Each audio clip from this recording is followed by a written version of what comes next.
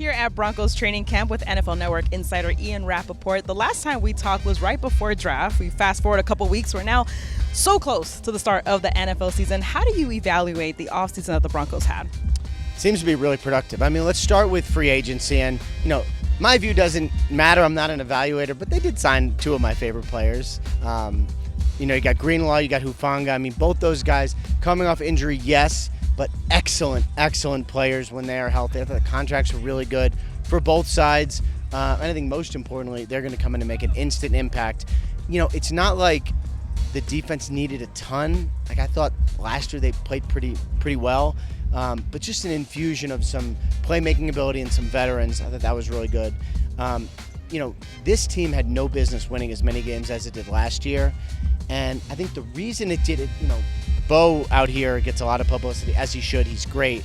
But it's like everyone played just a little bit better than maybe they previously had. And that's how you build a foundation. That's how you get everyone kind of rising up a little bit. This Denver team seems really good. And they should be better than last year. You called Evan Ingram a Sean Payton type of player. Now seeing him on the field, what do you think?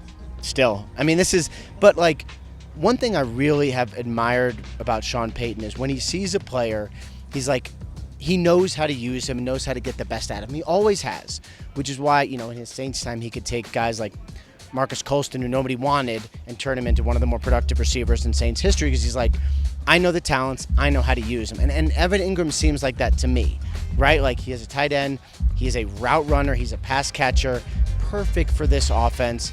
I think Bo will really like him. There'll be big plays, but it's also like dependability, guy you can find on third down. Really like that addition.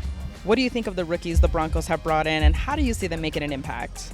I think this draft class could be excellent. Jahdae Barron was kind of one of my favorite players in the draft. Maybe the smartest player in the first round. Kind of edgy dude, but a leader type.